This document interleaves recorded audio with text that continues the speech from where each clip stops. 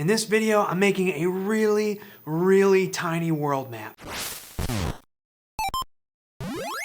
In the past few videos, I've been showing off creating my new tabletop role-playing game adventure called Asterlin Odyssey. Over the next few months, I'll be releasing the adventure on my Patreon in digital and physical formats. It's inspired by old school NES RPGs like the original Dragon Quest and Final Fantasy games. You know, the 8-bit ones with big chunky pixels that force you to fill in the details of the characters and the monsters and the world with your imagination. And a big part of those games are exploring the huge world maps. They're sparsely populated worlds with tiles upon tiles of forests and mountain ranges. You know, when you're walking around, you might randomly encounter a slime or a chimera, and then when you go into the swamp, you face more dangerous enemies like a green dragon. That's exactly the kind of thing that I'm trying to capture in this Asterlin world map that I'm working on. Big pixels,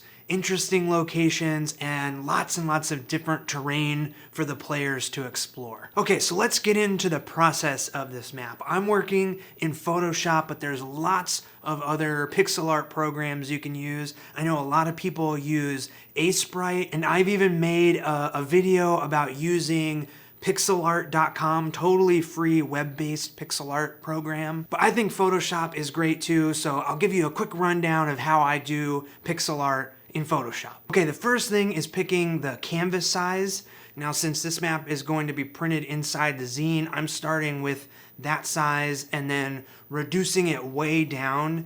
I decided that 350 pixels wide sounded good to me. Now, depending on how detailed you want to get with your pixel art, you'll need to play around with your canvas size. It might help to make a few tiles beforehand, see how wide they are, and then multiply by how many wide or tall you want to go, if that makes sense. Also, the resolution is usually important, but with pixel art, it doesn't matter as much, so 300 DPI, 72 DPI, whatever works. I'll explain why that's the case later in the video. Okay, now that we have the canvas size, I'm gonna be using the pencil tool. It might be hidden under the brush tool. Once it's selected, I'm gonna shrink the brush size or the pencil size all the way down to 1 pixel. And this is the main tool I'm gonna be drawing with. You can get back to it just by hitting the B key. I guess the other main tool is the eraser. You can click E to get to the eraser tool. Just be sure to go up and select pencil up at the top there.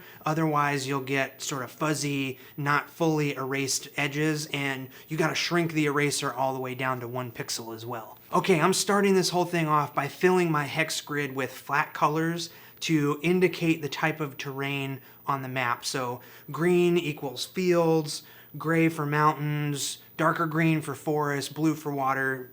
You know, you get the idea. Oh, and the hex grid. I just made this template by drawing a little hex out and then copying and pasting it over and over again to make the entire grid that is gonna stay on its own layer on the top the entire time. Now, usually with the old games that this map is inspired by, they use 8x8 pixel tiles. Sometimes they double them up to make bigger tiles, but when you look at the old maps, it looks like they've taken square pixel art stamps and just stamped mountains and forests and stuff all over the place. And I'll be doing the same thing here, only with hexes instead of squares. Now, it's not accurate to how those old games were made, but this is a tabletop adventure, and I've made a cool exploration mechanic that goes along with this adventure that will be fun to use with the hex map. Okay, now that I've got the map planned out, it's time to start making the actual hex tiles. I'm gonna start with the mountains. I have no real method of creating these tiles other than to keep things sort of simple and bold. The fun thing about pixel art, especially at this small scale, is that you don't have to be some great artist to make stuff look cool. You can just kind of click around and see what works. And the nice thing is, it doesn't take long to change stuff. just delete it and try again if things don't look quite right. Now, sometimes it helps to have some inspiration pulled up too.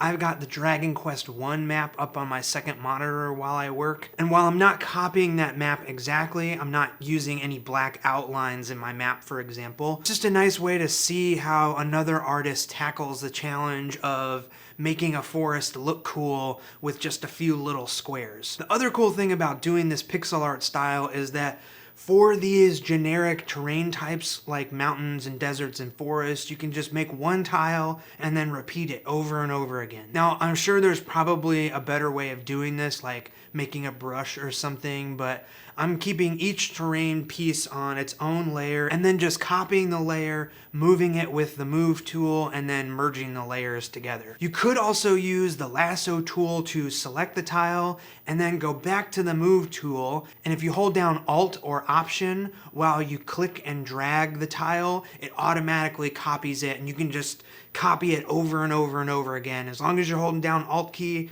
click and drag all over the place. Okay, I'm taking a little diversion to add in the rivers. These are the only things on the map that are going to be 2 pixels wide instead of 1 pixel, and I'm adding a little shadow on top to give it some depth. And I kind of feel like making pixel art at this scale is really just choosing whether you're going to have a little bit of shadow to add some depth, or you're choosing texture instead. So like in the mountains or the forest, I use a second color to add some shadow and give a little more depth. But in these grassy fields, I'm just putting little dots of darker green all over the place, and it's not really adding shadow, it just makes like a big grassy texture. Oh, that's the other thing I should mention. I downloaded a Photoshop version of the NES color palette. It's super easy to Google and find one. And now I'm using all of the same colors that would have been used in the old 8-bit Nintendo RPGs. And even though I'm not sticking to the tile size and the actual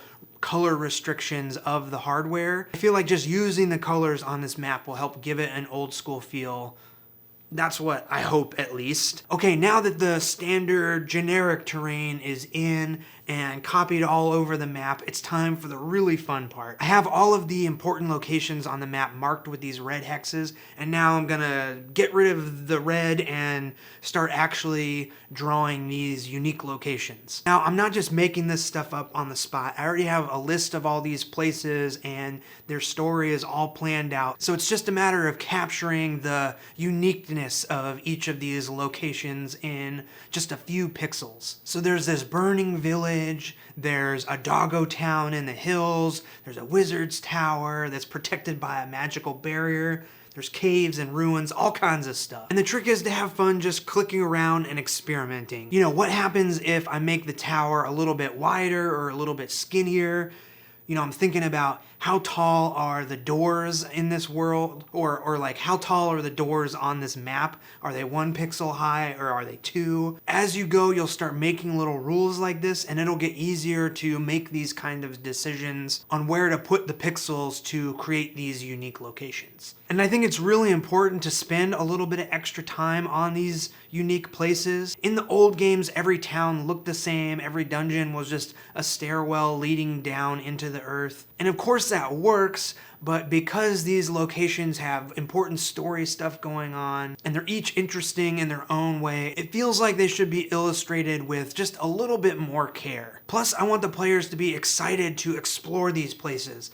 When they see this map, I want them to wonder what's going on inside that cave in the ocean, or what lives up in the floating tower. Well, I'll tell you who lives up in the floating tower. It's Drakon, the evil warlock who summoned all of these monsters that are popping up everywhere all over Asterlin. Okay, next step is to label all of these locations. The players' characters are from Asterlin, so they pretty much know what all these places would be called. So I feel like having a labeled map just makes the whole thing easier. Plus, I'm excited that I've come up with a bunch of fun names for all of these places, which of course I always say is the hardest part of this whole entire adventure writing process. Okay, so here is the last step. This is the key to making pixel art in Photoshop. Photoshop. So if you remember at the start, the canvas size was like 350 pixels wide, which is really, really small. If I printed out this map right now, it would be about an inch wide. I'm gonna be printing this map on an 11-inch wide double page spread in this zine, so we definitely have to scale this sucker up. So first thing I'm gonna do is save a copy and flatten all the layers. Then to scale things in Photoshop, you just go to Edit, Transform, Scale. And now here's the key. This interpolation drop-down menu up in the top toolbar is usually set to bicubic automatic by default, but we're gonna change it to nearest neighbor. Basically, this is just telling Photoshop not to make up its own pixels while we're scaling, and instead keep things nice and straight and sharp pixel art looking. Okay, so with nearest neighbor selected, I can just scale the artwork to any size that I want, and that's it. The map is done and ready to go into the zine. Let me know what you think of this pixel art map of Asterlin, and if you have any questions, leave a comment for me. I know I kind of went over this stuff pretty quickly, so if there's any details that you need clarification on, I'll answer them down in the comments. If you're interested in checking out this tabletop adventure, Asterlin Odyssey, I'll be releasing it over the next few months on my Patreon. We just had our first playtest game and had a super fun time with it, and I've just been loving writing and doing pixel art for this old school NES RPG inspired tabletop adventure. That was a mouthful.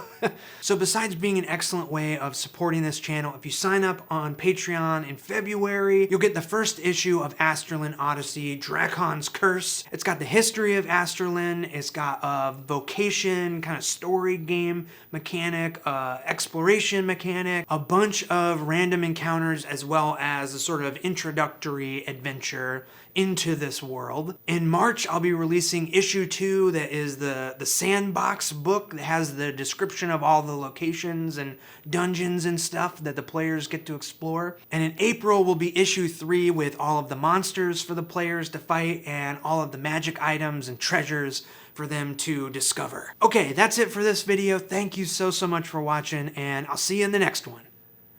See ya!